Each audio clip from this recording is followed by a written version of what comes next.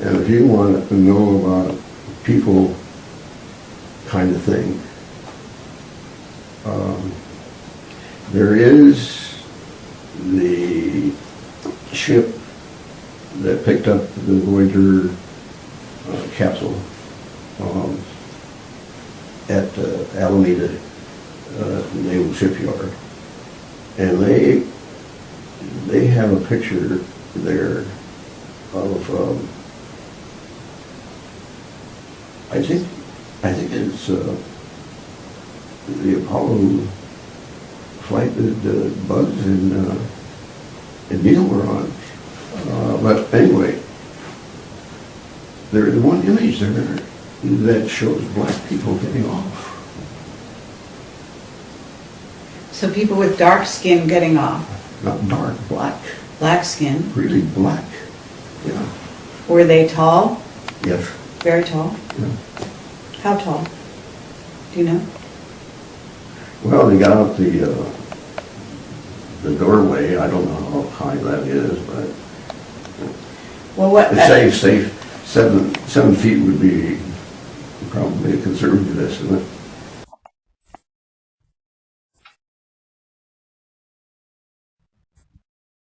Peace, love, and wisdom to all who wish to hear this message. Today, we're dealing with a topic that we've been dealing with, which is African alchemy and the demonization of the black religions of the world. The Yoruba is looked at across the world as pagan, but we know from research that the word pagan just means a person or a group of people who don't study the typical world religions such as Christianity and Islam, but that doesn't mean that we should not respect the religion and the systems or the Orisha or the gods of this religion, the Yoruba or the Kemetic religions of Egypt. We know that the word Egypt means slavery or bondage. This word was given to Egypt by the colonial white Europeans who went into Kemet and took the knowledge and destroyed and defiled the temples. So we know that the colonial masters who ruled over Egypt, ruled over Africa, or Al-Khebulan, we know that this is the reason why the knowledge there is so lost and so demonized, lest we look no further than the evidence of the languages of the continent. If you go to places in the Caribbean, they're speaking a strange language given to them by a strange man. If you come into America, the descendants of Africa and America are speaking English, and that is not the language of the people that are from that continent of Mother Africa. So the evidence of colonialism is evident everywhere you look across the globe. And because these religions have been demonized, we must begin to realize that it is not until we uncover the truth behind the mythos of the mythology in these religions that we will see that, as pagan as they may seem, they truly do hold the key to not only the Bible but the Quran and also the ancient alchemy of the world. It is to be understood that I'm not talking about the alchemy that they talk about when they're looking for a secret elixir to keep themselves alive longer. I'm not talking about that kind of alchemy. That is part of the spook teaching that the most honorable Elijah Muhammad teaches us. The spook teachers will say these things to you, but they're really metaphors, and sometimes they aren't metaphors. They just want to plain out hide the truth. But that is why we're coming to you with the knowledge, within the wisdom, and the pathway of the most honorable Elijah Muhammad. So we're looking at this thing. We're looking at the Yoruba, and in the Yoruba you have Olerun, and Olerun, yeah, that's it. And Olerun is the chief god of the Yoruba. But we know that Olerun is similar to Zeus, or we know that Olerun has a consort. We know that the consort of Olerun in the Yoruba is Olekun. Well, when Olekun goes into the night and she becomes mystic, we know that Olekun becomes Nana Baruku. And Nana Baruku is the moon. Why then, black man and black woman, is it so important to understand your religion and the moon? If you look at the Islamic flag of Islam or the Mohammedan religion of Islam, you see the moon and the star.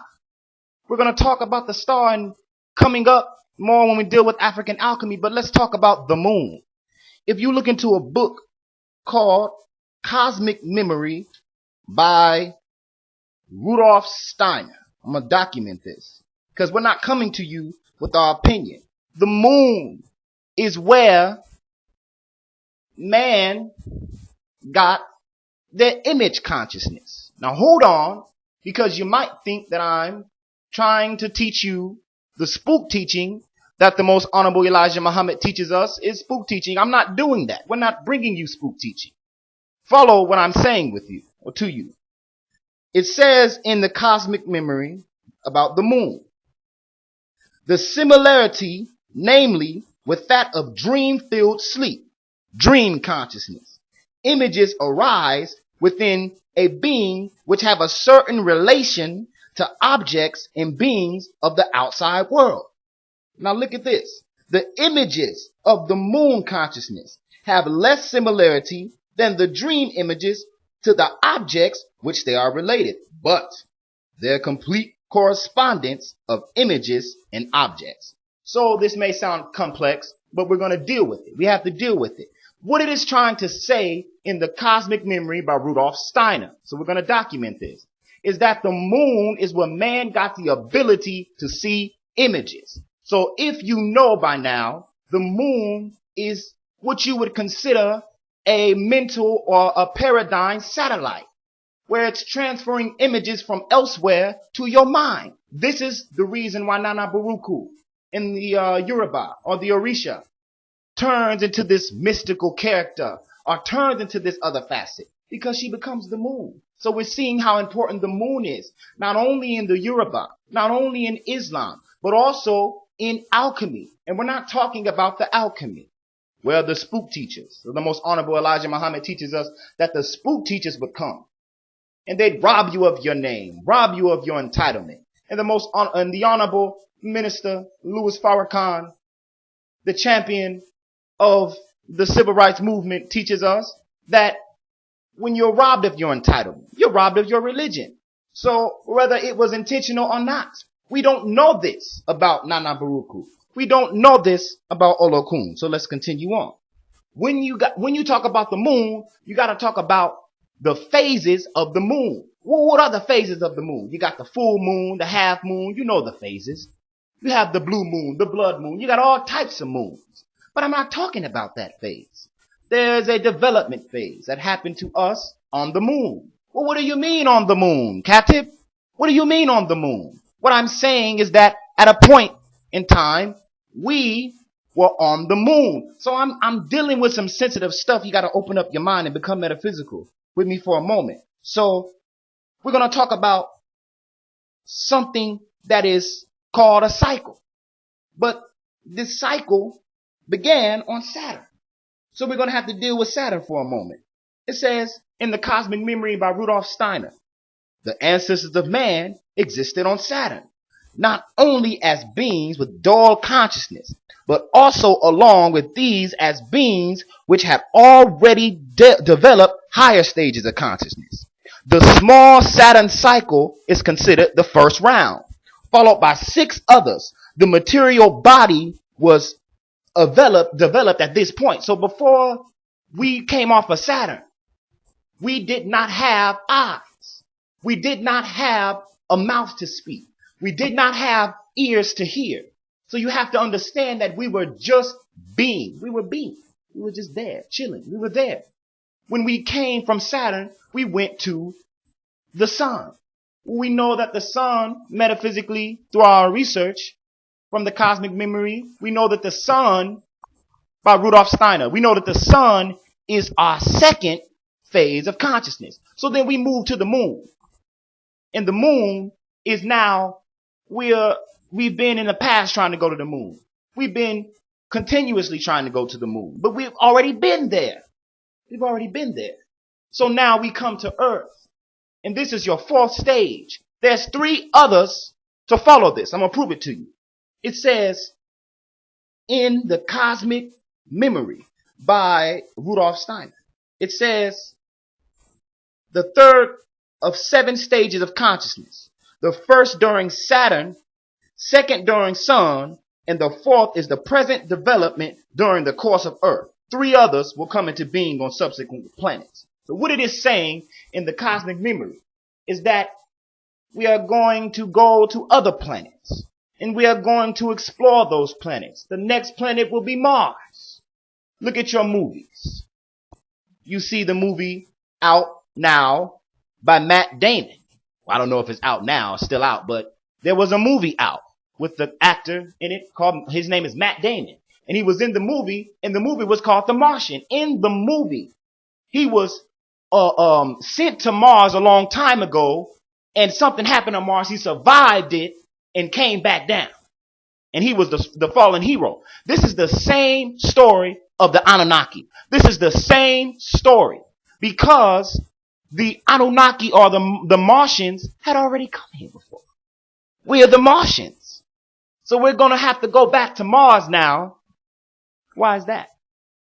If you know about the cosmos, then you know that we're doomed to be destructed at any moment. So we're not talking about anything evil, but we're talking about duality. If you look into the Cosmic Doctrine by Dion Fortune, in it says the interstellar space is only unity when duality occurs. The prime duality is space and movement. The first manifestation was a current in space. A current in space. We dealt with this. Yambo. Yambo is the water of the Yoruba. Yambo is the first current with Odudumare, and they create the substance which we'll call the cosmos or the primordial water or the womb. Follow me. Because we're not talking about some damn demon magic craft that they have tried to put on your religion. We're talking about science. So we're going into the cosmic doctrine. We're still in it. It says these 2 factors are present in all motion, but the desire for movement being more than the desire for inertia. So you have to listen. Inertia is the law to make it stop. What goes up must come down. So as above, so as below. This is inertia. These are all metaphysical sayings for inertia. Occult sayings, occult means hidden. Occult does not mean anything that has to do with anything demon. Get this spook teaching that the most honorable Elijah Muhammad teaches us. They're trying to pile on your mind so you won't look into it. We're talking about something hidden. These 2 forces, movement and inertia, are the basic forces of man. And movement is Odudumare. Movement is Yembo. And inertia is Odudumare. So we're not talking about some mystical demon magic crap. So you got to listen, black men and black women. It says about the force causes it to move, being the desire for space and momentum. The force which had hitherto caused it not to move, being the desire of space and inertia. So we're talking about duality, up and down, left and right, round and round, back and forth, blue and red, black and white. It's the same thing. So if you want to put a label on it, put a label on it. But what the book Cosmic Doctrine by Dion Fortune is trying to teach us is that anytime you see something that is saying black or white, these are the forces of the universe enacting and compacting on itself. So we're looking at it from a physical, but it's really a mental. Now, how can I say that? How can I come now and tell you, after all of this physical science, that all I'm talking about is some mental stuff? I'm going to prove it to you. Inside of a book that is called, let me document it because I want to document it correctly. In a book that you can get called the Kabbalion, it's going to tell you some stuff about the mental breakdown of the world. But the true mental breakdown relies on a chemical substance. And that chemical substance is so abundant in the atmosphere that you even have CERN. Yes, we're going to deal with it. Because you all would like to think that CERN is trying to suck you into a black hole. It's trying to end the earth. Well, listen, let me tell you something. We don't have to end the earth. We've been doing that for so long that it doesn't take much more for us to do that. And this is why we have to go to another planet. It always happens like this. This is just the fourth cycle of it. So let's deal with this CERN. Let's deal with this magical spook teaching. They put all the videos on YouTube, but nobody is dealing with the science. Nobody. So let's deal with the science. If you go to Google and you type in dark matter and dark energy, you're going to get the same thing I got right here. You don't have to not know. So if you look, it says about dark matter, an undetectable form of mass that emits little or no light, but whose existence we infer from its gravitational influence. Now, didn't I just say in the cosmic doctrine that the forces, the duality forces of the world are pulling on you, compacting you, impacting you? It's the same damn thing. Open up your mind. This dark matter is melanin. Okay, so let's go. Dark energy is totally separate from dark matter. Dark energy is an unknown form of energy that seems to be the source of a repulsive force. Now look at this. Let's go back into the cosmic doctrine. Now look at what it says. It says that the two factors, motion and inertia. Inertia is repulsive. When you repulse, you push back. So dark matter is what matters. If it moves, then it matters. If it breathes, then it matters. We know that if it matters, it has atoms. We know ATOM is just ADAMA, Adama. Adama is the lowest part of the earth, and Adam is the first man. We know that there was no man named Adam, unless we can find his bones, and we have not done that yet. So therefore, we got to go with the science. And the science tells us that the ADAM is the ATOM. And if it matters, then it moves. So the first force in the cosmic doctrine, when it says the force that moves, is the black or the dark matter. This is what CERN is looking for. The dark energy is the inertia. It's what's going to stop that matter from evolving too quick. Consequently, subsequently, altogether, we're talking about a type of universe that is not a universe that can be landed on by a ship. The universe that you are seeing is a mental distortion of the true variations of which you could see if you just become a little bit more metaphysical. So we hope that you all are getting something from this message. I want to end this note like we always do. We're challenging you who believe that what we're saying to you is incorrect, that we have not done our research correctly. We're challenging you. Who are we challenging? Who are we challenging? We're challenging anybody of any creed, of any color, of any degree of knowledge, of any degree. We don't care. Come with your doctorates, your bachelors. Come with your books. We have more. Come with your articles. We have more. Why would we be doing this? Because there's been a demonization of the black religion. We must understand. I'm a Muslim. So why would I be talking to you about the black religions? Islam is not a black religion, you may say. You're wrong. The original founders of Islam were Sufi Muslims from Ethiopia. They're black. They're black. Look into an article. And Roger Highfield says in the Telegraph, the Egyptians, not the ancient Greeks, were the true fathers of medicine. Dating back 3,500 years, there's found proof that the inception lies not with Hippocrates, but in Egypt with the likes of Imhotep. It says that, this is Herodotus. This is one of his quotes. He says, the name of nearly all the gods came to Greece from Egypt.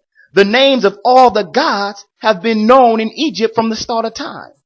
On Robert Biovar said on Occult Science Radio on August 4th, 2011, he says, the bottom line is that the civilizations of Egypt, the origin, its very beginning, was a product of a black historical people that lived in the Sahara for thousands of years before they came down to the Nile Valley, about 3,500 years before Christ. With their knowledge and constructions, 2,000 years later, we have the pyramids. So we're not saying anything disrespectful. when we say that the original Jews were the Typhonian cult of the Ethiopians, we're not saying that the Jews now are not Jews. We're saying if you're going to call yourself a Jew or yourself a Hebrew, don't then turn around and now you want to cause war, because the original Typhonian cults were not of war. If you're going to call yourself a Muslim, then don't go and take in Allah's name and you're going to say, well, we're allowed to cut off your feet or we're allowed to execute you. You're not allowed to do that. The Quran never bids you such evil, but you do it anyway. So we're challenging you to come with your knowledge and we will sit down with you for intellectual dialogue.